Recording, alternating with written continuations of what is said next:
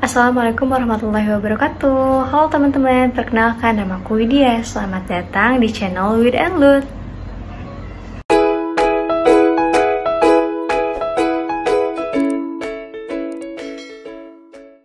Di channel ini aku akan sharing tentang pengalaman aku sebagai ibu rumah tangga dan lain sebagainya. Terima kasih sudah klik video ini. Jangan lupa support aku dengan like, komen, subscribe, dan aktifkan loncengnya ya, biar kita ketemu lagi di video-video selanjutnya. Untuk teman-teman yang berkenan lebih dekat dengan aku, bisa follow Instagram aku @widyakuswara. Nanti tinggal DM aja kalau kita mau followan, oke? Kali ini aku mau lanjutin sharing aku tentang persiapan pernikahan. Sebelumnya aku udah bahas level 1, itu level yang nggak bisa diganggu gugat, alias kalian harus beres dulu level itu baru masuk ke video ini. Yang belum nonton, videonya ada di sini. Kenapa aku sharing tentang pengalaman aku ngurus pernikahan? Karena tahun ini banyak banget teman-teman aku yang menikah. Jadi semoga videonya bisa bermanfaat untuk teman-teman aku dan untuk semuanya. Aku mau disclaimer dulu, di sini aku nggak punya teori yang bakunya seperti apa dan nggak ada juga kayaknya ya. Jadi ini benar-benar pengalaman pribadi aku dan pengalaman aku saat handle klien wedding gitu ya. Karena aku juga kerja dan bergerak di bidang jasa WO, wedding organizer. Dan sekalian aku promosi, tapi ini aku nggak ngadi-ngadi, ini beneran aja gitu ya untuk temen-temen yang mau punya WO, mau didampingi WO dan butuh WO untuk hari H-nya, yang nggak mau ribet, yang kerja di luar kota dan pokoknya ingin instan, hubungi aja @widiswara_WO di Instagram. Kalian hubungi aja, jangan lupa pakai kode Widyakuswara untuk harga spesial. Nanti linknya aku simpen di deskripsi box. Dan video ini wajib banget kalian tonton juga walaupun kalian udah punya WO menurut aku. Jadi kalian tahu detail apa aja yang perlu kalian persiapkan.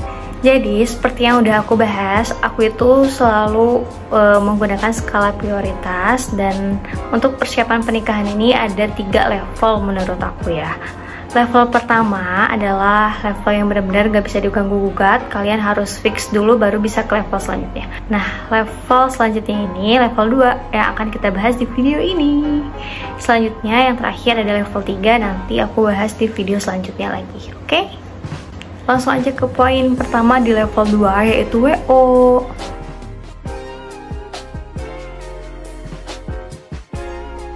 Jadi sebenarnya di level 2 ini kalian bisa acak aja poinnya, tapi aku sampaikan berurutan biar lebih jelas pakai poin ke 1, 2, 3 gitu ya, biar akunya ingat.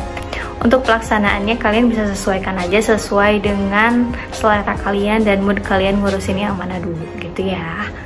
Untuk poin pertama di sini aku simpen WO karena WO ini bisa kalian hire atau kalian booking atau kalian ikut sertakan sebelum kalian memutuskan semua vendor. Jadi ini tergantung kalian gitu ya, mau nyimpen WO itu di bookingnya kapan, setelah ada muakah, setelah ada entertainment lekah, atau setelah semua vendor adakah, atau gimana, itu tergantung kalian. Cuman WO ini aku sarankan untuk teman-teman yang ada di luar kota, biar kalian ada yang mantau vendor-vendor di kota pernikahan kalian bisa hire WO dari awal. Dan WO itu ada banyak banget servisnya, macem-macem juga setiap WO. Ada yang full service, dia nyiapin vendornya dari mereka sendiri gitu ya. Ada yang hari H aja, atau ada juga yang benar-benar tergantung kalian, custom gitu. Misalnya aku mau bawa makeup sendiri, itu nggak masalah, WO itu bisa aja gitu ya. Jadi harganya pun bervariatif, tergantung kalian bawanya apa aja. Dan yang hari H pun banyak banget macemnya atau jumlahnya gitu ya, jumlah timnya. Ada yang mulai dari 6 minimal sampai ke 20 pun ada. Itu tergantung dengan kapasitas gedungnya dan tamu undangan biasanya. Dan aku sarankan di sini kalian gak usah ngoyo kalau misalnya WO-nya menyarankan lebih baik timnya 15 deh gitu. Itu berarti memang benar-benar acara kalian super wow, dimana flow acaranya, gedungnya, dan tamunya banyak sekali, sehingga perlu banyak orang yang terlibat dalam pernikahan kalian termasuk WO-nya. WO ini berperan aktif untuk mengkoordinasi vendor-vendor kalian saat hari H. Ada juga misalnya vendornya di hire sebelum hari H atau kalian ambil full service, itu biasanya WO akan mendampingi setiap detail yang kalian lakukan. Misalnya fitting, pre-wedding, meeting dengan vendor A atau ketemu dengan vendor A, negosiasi dan lain sebagainya. Itu biasanya WO bantuin kalau misalnya kalian full service. Kalau misalnya WO hari H aja, mereka akan bekerja 1 minggu atau 2 minggu sebelum acara pernikahan kalian. Jadi pilih WO-nya disesuaikan aja dengan kebutuhan kalian seperti apa. Dan ada juga yang berperan sebagai wedding planner. Kalau wedding planner itu benar-benar mereka menyusun konsep dari awal sampai akhir. Mereka mensuggest atau mereka merekomendasikan vendor-vendor yang memang udah bekerja sama dengan mereka biasanya. Jadi benar-benar plug, mereka memberikan kalian sebuah konsep yang di luar dugaan kalian misalnya, atau sesuai dengan request kalian sebelumnya, sesuai wishlist kalian atau wedding dream kalian. Jadi biasanya itu lebih mahal lagi, tapi itu bakalan lebih puas lagi lah servisnya, karena benar-benar mereka mengusahakan dari detail A, B, C, D nya itu sesuai dengan keinginan kalian. Nah itu bisa kalian pikirkan aja pemilihan WO itu seperti apa. Aku pesan sama kalian untuk yang lagi nyari WO itu harus hati-hati banget, karena banyak banget nih oknum WO yang benar-benar memanfaatkan kesempatan dalam kesempitan gitu ya. Jadi aku pribadi dan bos aku pernah mendapatkan beberapa klien limpahan di mana mereka itu adalah korban dari WO yang tidak bertanggung jawab. Itu sedih banget sih kalau menurut kami ya. Jadi selain merugikan kalian, itu merugikan kami juga pelaku WO yang benar-benar mencari nafkah dari sana. Bikin image WO itu nggak baik. Tapi nih untuk teman-teman, aku promosi lagi WO-nya aku. Kalau misalnya kalian ngehubungin Budi Suara, kalian bilang aja temennya Widya biar dapet kode diskonnya. Dan yang pasti tim aku amanah itu sih ya, karena kan aku juga nanti yang nge-handle gitu. Nyarinya gampang, ke channel Wid and aja diserang gitu ya. Tapi enggak, jangan. Mudah-mudahan nggak ada kejadian apa-apa yang melibatkan nama aku. Jadi aku akan sungguh-sungguh merekomendasikan apapun di sini. Oke, per WO-an selesai. Kalau misalnya aku kecepatan atau gimana, kalian komen aja gitu ya, atau mau yang ditanyain atau misalnya apa nggak paham, masih nggak paham, kalian komen aja di komentar. Nanti akan aku jawab. Apapun itu, mau curhat juga nggak apa-apa, akan aku jawab. Oke, setelah WO, poin kedua yaitu KUA.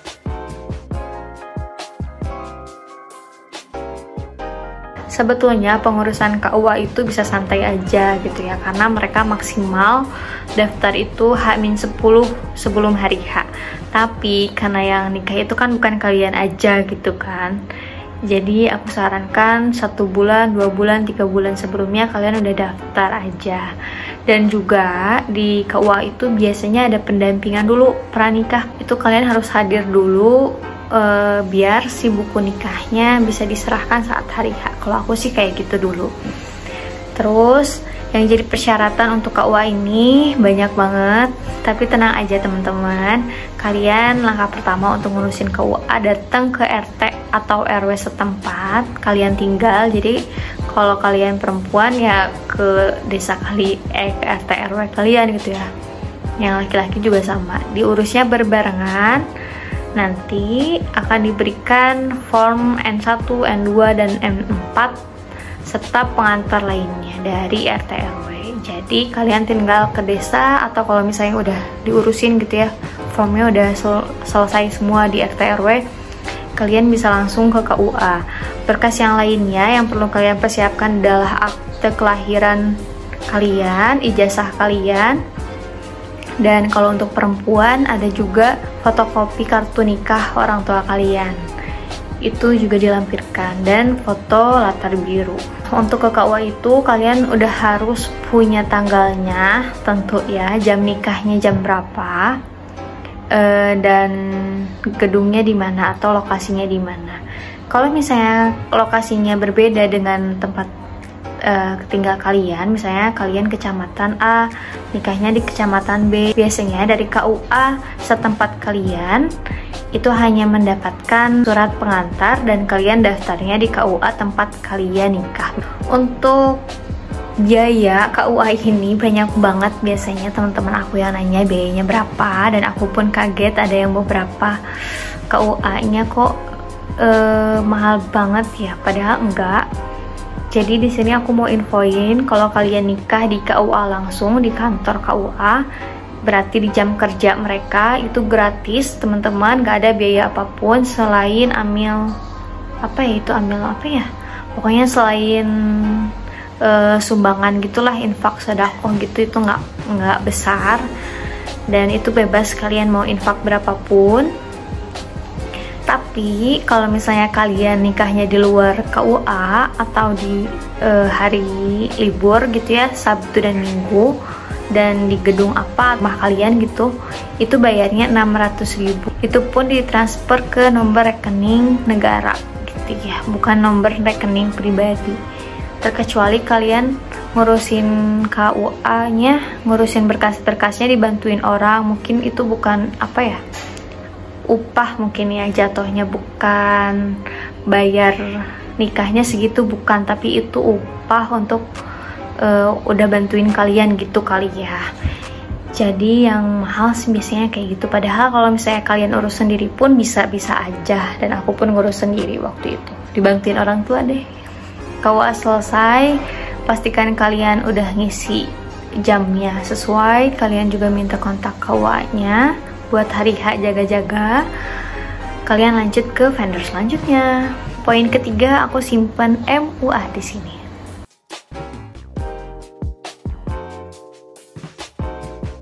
Banyak banget MUA itu sebetulnya ya, tergantung selera kalian, bener-bener selera kalian. Kenapa sih dulu aku milihnya MUA dulu? Karena MUA itu aku tahu banget rebutan. Apalagi aku ngambilnya di kota orang lain gitu ya, di Bandung, saingan aku tuh banyak banget gitu pasti. Jadi aku persiapan semua vendor di level 2 ini bener-bener 1 tahun kurang 1 bulan, Desember 2017 gitu. Kenapa? Ini tips juga ya, tips selip-selip. Kalau misalnya kalian nikahnya tahun depan gitu, maksimal kalian booking vendor itu Desember, itu tuh udah mepet gitu kan. Kenapa? Biar harganya masih harga tahun ini. Ngirit bosku, lumayan 10% naiknya. Jadi aku booking MUA itu bener-bener buru-buru, takutnya mereka udah keteken dan takutnya harganya naik gitu kan. Oke, lanjut lagi ya. MUA ini banyak banget pilihannya, banyak banget seleranya, itu tergantung kalian banget. Pokoknya bebas kalian mau milih apapun MUA-nya. Jangan terpengaruh ini itu. Di sini aku akan jelaskan hal-hal yang pentingnya aja dalam vendor MUA ini ya. Jadi ada MUA yang benar-benar mereka itu menyediakan jasa makeupnya saja, makeup akad saja misalnya ya. Itu berarti tanpa busana, tanpa hairdo, dan tanpa retouch di resepsi. Jadi misalnya kalian dapet price list, aku hanya bisa makeup akad, berarti makeup benar-benar makeup akad aja. Kalian harus nyari lagi hairdo-nya, kalian harus nyari lagi bajunya dan lain-lainnya. Ada juga yang dia hanya makeup akad dan resepsi aja, berarti mereka tanpa hairdo, tanpa aksesoris, tanpa busana dan yang lain-lainnya, itu kalian harus cari di vendor lain. Ada juga yang sampai komplit banget, makeup akad, resepsi, plus busana, plus aksesoris, dan lain sebagainya. Itu berarti lumayan komplit. Tinggal kalian lihat aja udah terpenuhi belum kebutuhan kalian yang lainnya. Ada juga bahkan vendor yang benar-benar komplit banget. Mereka itu menyediakan sampai ke dekornya, ke cateringnya, ke entertainmentnya, itu lengkap banget dari mereka. Sampai ke vendor adat pun mereka udah nyediain. Itu tergantung kalian ambil paketnya yang mana. Tapi disesuaikan aja pokoknya dengan selera kalian dan kebutuhan kalian. Yang harus kalian perhatikan kalau misalnya udah termasuk busana, busananya itu siapa aja dan berapa banyak, apakah udah sama amung tamu atau pagar ayu pagar bagus atau belum, dan dapatnya berapa. Kemudian make up untuk pagar ayu pagar bagusnya udah termasuk atau belum, kayak gitu-gitu ya. Jangan lupa untuk orang tua kalian juga didaftarin untuk make upnya, apakah dari vendor yang sama dengan kalian atau berbeda, itu bebas. Jadi untuk MUA kalian harus benar-benar baca detail paketan yang mereka berikan ke kalian. Jangan asal lihat gitu ya, mentang-mentang MUA aja, yaudahlah aku pas pesennya yang ini aja gitu, paket yang A, tanpa kalian baca terlebih dahulu. Taunya mereka paket yang A itu yang kalian anggap akad resepsi, taunya akad aja gitu, resepsinya kalian harus tambah. Itu jangan sampai kayak gitu. Kalau misalnya kalian harus nambah, kalian harus tahu dulu di awal sebelum deal gitu ya. Pokoknya jangan sampai miskomunikasi, karena kalian taunya MUA itu pasti akan resepsi, ternyata tidak ya, tidak semua, apalagi di kota-kota besar, MUA kota besar. Pahami skema kerja mereka dan hargai ya. Jangan lupa kalau misalnya mereka dari luar kota, misalnya aku kan Cianjur, MUA aku dari Bandung, itu pasti ada biaya akomodasinya, itu harus dihitung, dan biaya hotelnya juga nanti harus dihitung. Jangan sampai kalian gak ngasih hotel, kasian cuy, jauh, harus istirahat dulu sebelum make upin kalian. Kemudian poin selanjutnya yaitu poin 4, yaitu busana dan aksesoris.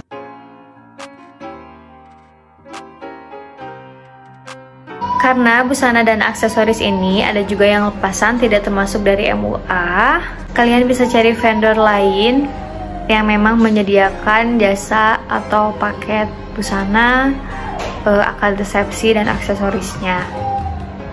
Misal kebayanya, atau baju karonya, atau baju minangnya, atau songketannya, atau lain-lain. Sesuaikan aja dengan tema pernikahan kalian. Hal yang perlu kalian ketahui dari vendor busana dan aksesoris ini adalah, pertama, apakah mereka memasangkan busana dan aksesorisnya hari H atau tidak. Kalau misalnya tidak, berarti kalian harus confirm lagi ke MUA apakah dari sana ada yang bisa memasangkan atau tidak. Tapi baiknya sih kalau bajunya dari vendor A, ya dipasangkannya juga dari vendor A gitu ya. Jangan mau dilimpahin ke orang lain gitu harusnya. Karena akan ribet lagi. Yang pertama itu, kalian harus benar-benar pastikan siapa yang akan memasangkan busana dan aksesorisnya. Yang kedua, kapan akan diambilnya. Jadi kalau misalnya busananya udah selesai nih, resepsinya udah selesai, kan dilepas tuh busananya. Nah, apakah dilepasnya harus di gedung atau boleh di rumah dan kalian kembalikan H+2 pernikahan. Kalau misalnya di gedung, berarti kalian harus bawa baju ganti, karena nggak semuanya make up untuk akad itu kan di gedung ya. Ada juga yang akadnya make up di rumah. Jadi kalian harus pastikan kalian sudah membawa baju gantinya. Apalagi pengantin laki-laki nih, biasanya kan dari rumahnya udah pakai baju putih ya, baju akad. Biasanya mereka lupa bawa baju ganti, itu harus benar-benar disiapin aja baju gantinya, jangan sampai lupa. Kalau misalnya dikembalikannya setelah hari pernikahan, dalam artian bajunya dipakai dulu ke rumah, kalian lepas di rumah, dan besok-besoknya kalian balikin gitu ya, kalian harus tahu juga aksesoris yang dipasang ke kalian apa aja, baju yang kalian pakai apa aja, jangan sampai ada yang kurang itemnya. Pokoknya setelah lepas, simpen di satu tempat, satu wadah gitu ya. Lepas, simpen, lepas, simpen, jangan sampai berantakan gitu, nanti berceceran. Itu ribet lagi. Dan kalau misalnya lepas baju pernikahan itu harus hati-hati. Kalau misalnya kalian lepas sendiri, jangan sendirian, harus dibantuin gitu. Karena ribet, bukan karena apa-apa ya, karena ribet. Nah, setelah busana, masuk ke poin 5, yaitu dekorasi.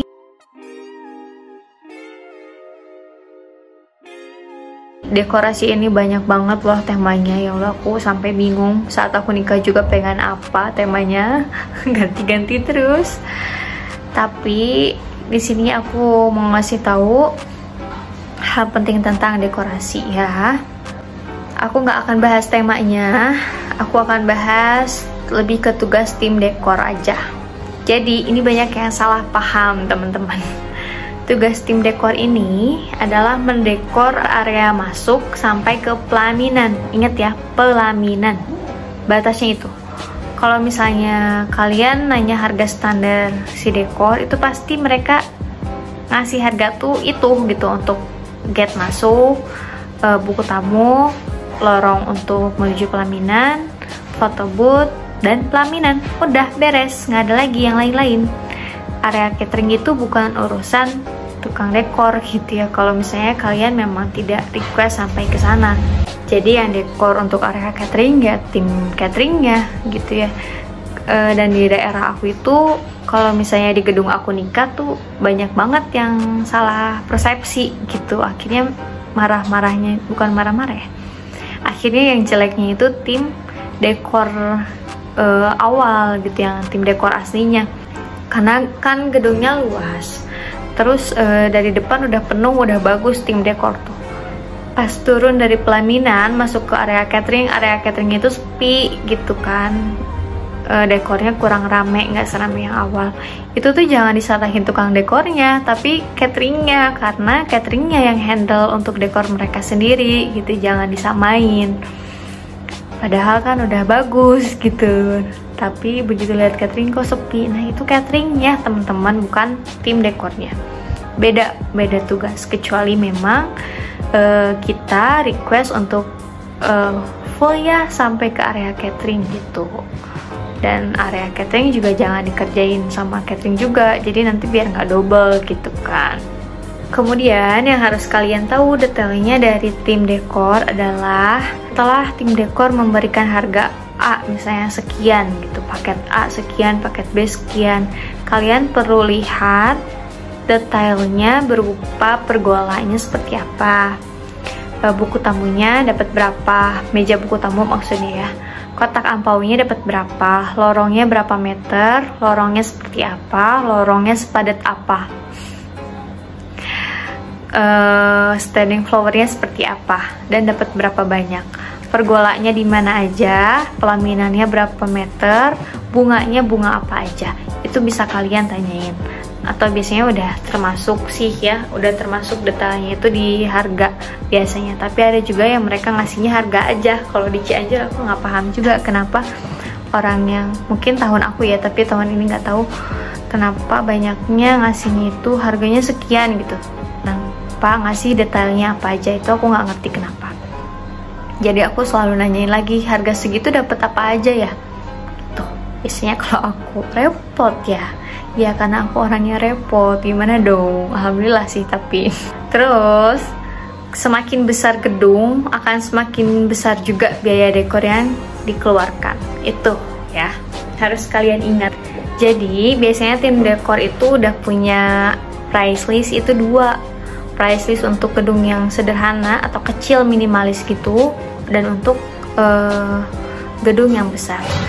Tapinya harga yang mereka kasih di awal ini biasanya harga yang standarnya aja gitu, nggak terlalu rame bagaimana gitu kan, nggak, yang standar aja.